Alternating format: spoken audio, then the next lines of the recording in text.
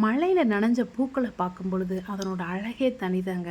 இந்த பட்டு வண்ண ரோஜா மேலே அப்படியே அங்கங்கே தெளித்த துளிகள் மாதிரி அப்படியே பார்க்கவே அருமையாக இருக்குது இல்லைங்களா? அந்த அழகே அழகுங்க.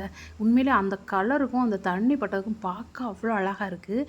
இந்த கல்கத்தா ரோஸு அப்படியே மழையில் அந்த இதழ்கள் எல்லாமே குவிஞ்சு போயிடுச்சுங்க. இந்த பூ பார்த்தவொடனே கண்டுபிடிச்சிருப்பீங்க, பவளமல்லி. இதனோட மனமே நம்மளை இழுக்கும்.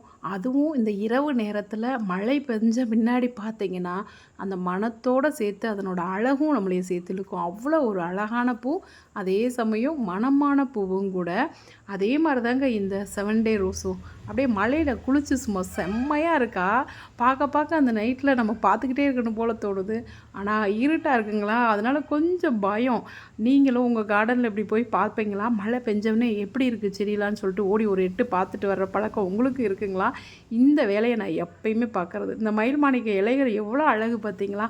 அதே மாதிரி இந்த பூ நாங்கள் காசு பூன்னு கூட சொல்லுவோம், அல்லது லண்டானா. அந்த பிங்க் காமிச்சங்கள காசு பூன்னு சொல்கிறது நித்திய கல்யாணி. இந்த பூவுலையுமே அப்படியே அங்கங்கே மழை சொட்டு வச்சுருக்கா. உண்மையிலே இது நைட்டில் பார்க்கும் பொழுது ரொம்ப சூப்பராக இருக்குங்க. இந்த அனுபவம் யாருக்கெல்லாம் இருக்குது அவங்கெல்லாம் கமெண்ட்டில் உங்களோட கார்டனில் இருக்க இந்த மாதிரி பூ மழை பெஞ்சிருக்க ஃபோட்டோஸ் இருந்தால் எனக்கு அனுப்புங்க. நீங்களும் இதே மாதிரி ரசிக்கிறீங்களான்னு நான் தெரிஞ்சுக்க ஆசைப்பட்றேன். இந்த பூக்கள் ஃபுல்லாகவே நித்திய கல்யாணி அப்படியே குளுன்னு குளிச்சு, அந்தி மந்தாரையும் அதே போல் தான். இந்த நேரத்தில் பார்க்குறது எனக்கு ரொம்பவே பிடிங்க.